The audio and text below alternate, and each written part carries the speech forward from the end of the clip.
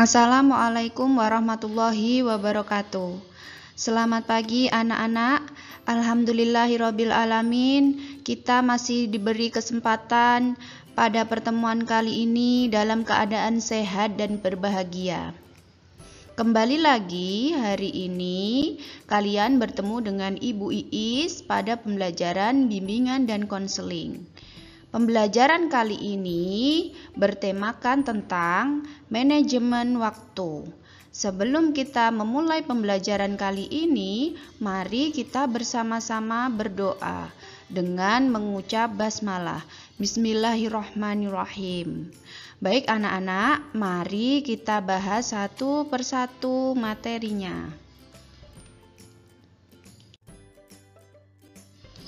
Sebelum kita lebih dalam membahas mengenai materi pada pertemuan kali ini, mari kita kaji mengenai tema yang akan Ibu bahas dengan sesuai yang tertuang dalam Al-Quran, di mana Al-Quran adalah pegangan hidup bagi umat muslim, sehingga segala perilaku dan apa yang kita pelajari harus merujuk pada pegangan kita, yaitu Al-Quran. Sebagaimana Quran surat Al-Ashr ayat 1-3 yang bermakna yaitu, demi masa, sungguh manusia berada dalam kerugian, kecuali orang-orang yang beriman dan mengerjakan kebajikan, serta saling menasehati untuk kebenaran dan saling menasehati untuk kesabaran. Nah, di dalam firman ini sesuai dengan tema yang akan kita bahas mengenai bagaimana pentingnya kita untuk menggunakan waktu secara efektif agar waktu yang kita lakukan, waktu yang kita gunakan tidak terbuang dengan sia-sia anak-anak. Hal itu juga telah diatur oleh Allah Subhanahu wa taala yang tertuang dalam surat Al-Ashr ayat 1-3 ini. Nah, pada pembahasan selanjutnya kita akan membahas mengenai kira-kira tema ini bertujuan agar kalian seperti apa. Mari kita bahas pada tahap berikutnya. Tujuan pembelajaran dari tema ini yaitu manajemen waktu adalah agar kalian mampu memahami pengertian dari manajemen waktu itu sendiri. Kemudian kalian juga mampu memahami pentingnya manajemen waktu itu harus kita kerjakan. Dan yang terakhir yaitu kalian mampu memahami cara-cara bagaimana mengatur waktu dengan efektif sehingga tidak terbuang dengan sia-sia. Sesuai dengan tema kali ini yang akan kita bahas adalah mengenai manajemen waktu. Hal yang akan kita bahas adalah mengenai pengertian manajemen waktu itu sendiri anak-anak. Jadi manajemen waktu adalah cara menyeimbangkan waktu untuk melakukan kegiatan secara teratur dan efektif. Jadi waktu tidak terbuang sia-sia karena hal-hal yang tidak penting atau hal-hal yang seharusnya tidak kita lakukan. Jadi itu anak-anak, definisinya adalah bagaimana cara kita secara efektif menggunakan waktu yang ada.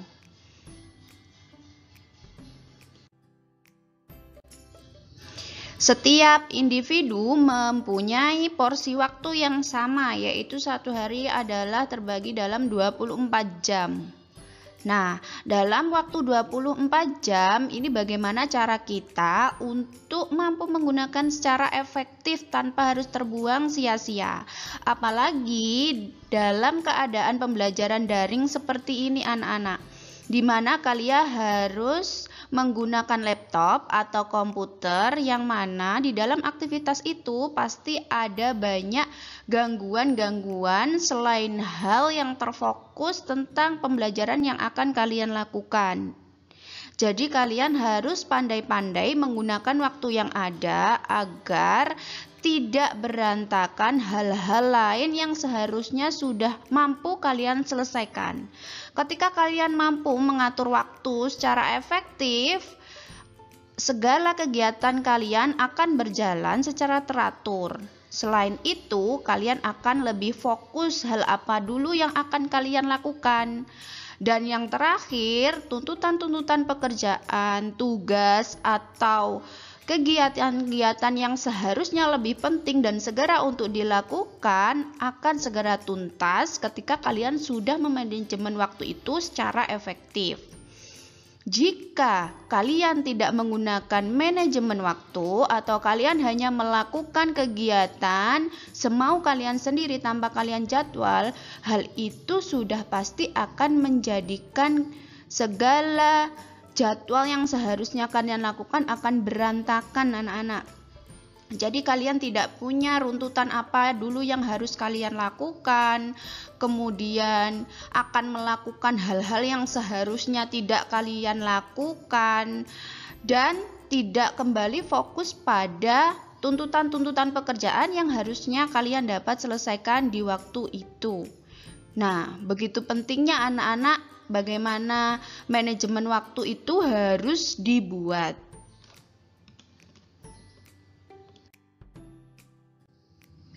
Agar beberapa hal dapat berjalan sesuai dengan harapan kita secara tuntas, oleh karena itu pentingnya kita harus mampu mengatur atau memanajemen waktu itu secara efektif. Nah, pada materi kali ini Ibu akan memberikan beberapa masukan-masukan hal-hal apa saja yang harus kalian siapkan ketika kalian ingin melakukan atau membuat waktu itu berjalan secara efektif dan sesuai harapan kalian.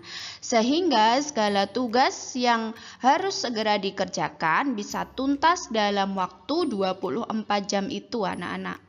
Nah, begini caranya. Mari kita bahas satu persatu. Hal-hal apa saja yang akan kalian persiapkan untuk memanajemen waktu itu sendiri.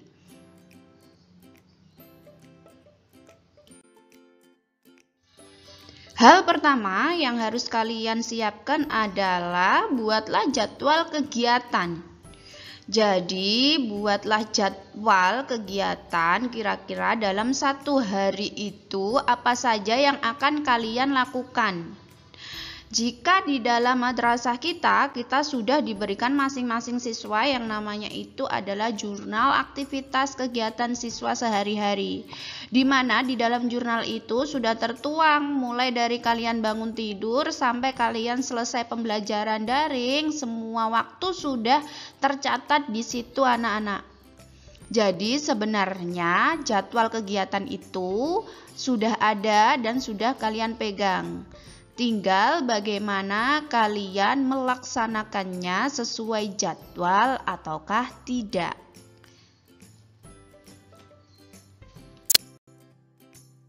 Setelah kalian melakukan tahap persiapan melalui list daftar mengenai apa saja kegiatan yang akan kalian lakukan dalam satu hari itu, kalian juga harus melihat skala prioritas masing-masing kegiatan itu, anak-anak.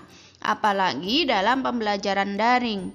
Dalam satu hari kalian ada pembelajaran mulai dari 2 sampai mungkin 6 pembelajaran, dan masing-masing pembelajaran itu pasti ada tugas-tugas tertentu. Nah, di dalam tugas-tugas atau pembelajaran itu pasti tidak semua pembelajaran memberikan kalian tugas. Kalian harus mengatur skala prioritas untuk agar pembelajaran itu selesai tepat waktu sesuai jadwal yang telah dibuat. Seperti bagian di samping ini, anak-anak, kita lihat ada terbagi 4 kolom skala prioritas yang dapat kalian buat. Ibu sudah contohkan beberapa kegiatan mana yang skala prioritas dari skala prioritas yang paling tinggi sampai yang terendah atau hal-hal yang seharusnya tidak kalian lakukan di hari itu. Pada kolom merah atau kolom 1 yang mana kebutuhannya atau skala itu mendesak dan penting, yang pertama contohnya adalah ibadah. Ibadah itu wajib kita lakukan. Jangan sampai karena tuntutan tugas atau tuntutan pekerjaan yang lain kita lalai untuk melaksanakan ibadah anak-anak. Ibadah tetap menjadi nomor 1 dari skala prioritas yang ada di dalam diri kita. Kemudian setelah kita beribadah, yang kedua adalah deadline tugas. Dari waktu itu kira-kira tugas mana yang paling berat dan paling banyak, kerjakanlah terlebih dahulu. Baru tugas-tugas yang ringan. Seperti itu. Kemudian di kolom 2, Ibu contohkan adalah hal-hal yang tidak mendesak namun sifatnya penting anak-anak. Nah, contohnya adalah membersihkan tempat belajar kalian, kemudian mengatur tempat belajar kalian, dan hal-hal yang lain yang mendukung kalian untuk melakukan pembelajaran daring itu. Kemudian pada kolom ketiga, skala prioritasnya adalah mendesak namun tidak penting. Contohnya adalah ketika kalian mengerjakan tugas atau pembelajaran daring itu berlangsung di HP, ada hal-hal pemicu yang akan mengganggu konsentrasi kalian dalam belajar. Salah satunya adalah adanya notifikasi di HP kalian, entah itu yang berkaitan dengan pembelajaran atau yang tidak. Jika notifikasi itu tidak berkaitan dengan pembelajaran, maka skala prioritas itu masuk dalam skala prioritas yang tidak penting walaupun mendesak. Jadi abaikan dulu. Nah, kemudian ketika kalian memegang handphone dan ternyata itu adalah pertanyaan-pertanyaan teman kalian mengenai tugas atau menanyakan jadwal Zoom dan lain sebagainya, padahal kalian sendiri sedang repot untuk lebih fokus menjalankan tugas-tugas kalian sendiri, lebih baik itu abaikan juga anak-anak. Jadi, ada hal-hal yang harus kalian abaikan dan ada hal-hal yang harus segera kalian lakukan. Dan pada di kolom 4 yang berwarna hijau ini adalah hal-hal yang seharusnya tidak kalian kerjakan ketika kalian dalam pembelajaran daring. Contohnya adalah bermain game, kemudian melihat sosmed seperti Instagram dan lain sebagainya, yang akan menyita waktu kalian lebih banyak sehingga kalian tidak mampu menyelesaikan beberapa tugas yang harusnya bisa diselesaikan di hari itu. Nah, jadi buatlah skala prioritas, mana yang harus dan lebih penting untuk dikerjakan. Selanjutnya adalah persiapan mental kalian anak-anak. Nah, kaitannya adalah dengan ketika kalian mendapatkan berbagai tugas di dalam satu hari dan semua itu harus tuntas, kalian harus cerdas dalam mengerjakan hal itu. Jangan menunda-nunda pekerjaan karena hal-hal yang seharusnya tidak kalian lakukan dan akhirnya tugas itu pun menumpuk dan akhirnya kalian akan putus asa dan tidak akan mengerjakan tugas. Dampaknya adalah ketika kalian tidak mendapatkan nilai di dalam rapor kalian. Apalagi di madrasah kita rapor diberikan secara 1 bulan sekali. Jadi laporan nilai kalian dalam 1 bulan sekali akan kalian berikan. Jika dalam 1 bulan kalian tidak mendapatkan 5 nilai dari berbagai mata pelajaran, itu juga akan mempengaruhi prioritas atau kelancaran kalian belajar di sekolah dan akan mempengaruhi prestasi belajar kalian. Maka di dalam 1 hari jika memang tugas itu hanya 1 soal pun segeralah kerjakan agar tidak menumpuk-numpuk soal atau menumpuk-numpuk tugas di dalam 1 hari itu. Jika ada orang tua kalian meminta bantuan kalian, bilang kepada orang tua kalian bahwa kalian harus segera menyelesaikan tugas itu agar bisa tuntas dalam 24 jam. Jadi kalian harus mampu keterkaitannya dengan skala prioritas tadi anak-anak. Jadi kalian mampu mendahulukan hal-hal yang harus kalian kerjakan terlebih dahulu daripada hal-hal yang lainnya. Jadi pada tahap ini yang Ibu bahas adalah bagaimana mental kalian menghadapi tugas yang banyak.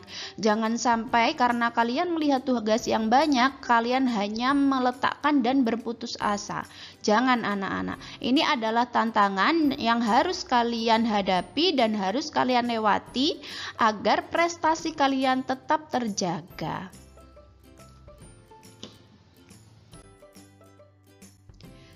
Setelah kalian membuat daftar skala prioritas di dalam kegiatan kalian selama 1 hari itu, lakukan dengan menentukan target mana dulu yang akan kalian kerjakan. Dan setelah pekerjaan itu kalian kerjakan, jangan lupa kalian centang. Karena hal itu mampu memicu mental di dalam diri kita bahwa dalam 24 jam hal-hal apa saja yang sudah bisa kita tuntaskan. Dan setelah kita menuntaskan hal itu, kita akan merasa lega. Jadi kita mampu menghadapi dan menjalani tantangan hari ini dengan benar. Jadi seperti itu, pembelajaran dimulai dari 7:30 sampai jam 3 sore. Dari 7:30 sampai jam 3 sore, hal-hal apa saja yang sudah kalian kerjakan? Checklist dari jadwal atau skala prioritas yang akan kalian kerjakan itu tadi anak-anak. Setelah kalian checklist, Ibu yakin kalian akan merasa puas akan hal-hal yang telah kalian lakukan dalam 1 hari itu. Jika di dalam 1 hari itu ternyata checklist yang kalian lakukan hanya sedikit, nah, hal itu mampu menjadi evaluasi diri kita di hari berikutnya. Jadi, kalian harus pandai-pandai mengatur waktu dalam 1 kali 24 jam selama pembelajaran daring di rumah. Hal terakhir yang kalian lakukan adalah dengan cara membatasi penggunaan aplikasi yang tidak penting, baik itu di dalam smartphone kalian atau di laptop kalian. Contoh aplikasi tidak penting yang mampu mengganggu konsentrasi kalian ketika pembelajaran daring itu berlangsung seperti yang ada di tampilan Ibu, mulai dari Facebook, Instagram, kemudian Twitter, dan lain sebagainya. Boleh hal-hal itu kalian akses, tetapi jangan ketika pembelajaran daring itu berlangsung. Akseslah hal-hal itu di waktu-waktu yang menurut kalian senggang atau kosong anak-anak. Jadi waktu inti yang seharusnya kalian habiskan untuk lakukan pembelajaran daring seperti mengerjakan tugas atau sedang beraktivitas Zoom dengan mata pelajaran yang lain, dengan Bapak Ibu guru, wali kelas, hal-hal itu yang lebih kalian prioritaskan daripada mengakses hal-hal itu tadi anak-anak. Nah, sekali lagi kalian harus mampu membatasi aplikasi atau gangguan-gangguannya yang lain yang mampu memicu kalian tidak fokus dalam mengerjakan tugas ketika daring itu berlangsung. Nah, sebelum Ibu mengakhiri pembelajaran hari ini, Ibu simpulkan kembali hal-hal apa saja yang perlu kita siapkan ketika kita akan memanajemen waktu. Hal pertama yang perlu kalian siapkan adalah buatlah jadwal. Kemudian yang kedua adalah tentukan skala prioritas. Yang ketiga adalah jangan menumpuk pekerjaan. Yang selanjutnya adalah tentukan target. Checklist hal-hal apa saja yang sudah kalian lakukan. Dan tahap terakhir adalah batasi hal-hal yang dapat mengganggu kalian ketika pembelajaran daring itu berlangsung. Seperti membatasi aplikasi-aplikasi yang dapat memicu konsentrasi kalian tidak fokus, baik di dalam handphone maupun di laptop kalian. Nah, itu tadi pembahasan kita kali ini anak-anak mengenai manajemen waktu. Mulai dari definisi, kemudian pentingnya manajemen waktu itu dibuat, dan hal-hal apa saja yang perlu kita siapkan ketika kita memanajemen waktu di dalam diri kita. Semoga apa yang Ibu sampaikan kali ini mampu menjadikan manfaat bagi diri kalian dan menjadikan ilmu yang berkah bagi kalian. Sebelumnya, Ibu mohon maaf jika selama pembelajaran ini berlangsung terdapat kata-kata maupun perilaku yang mampu menyinggung kalian. Ibu minta maaf. Sekian dari Ibu. Wassalamualaikum warahmatullahi wabarakatuh.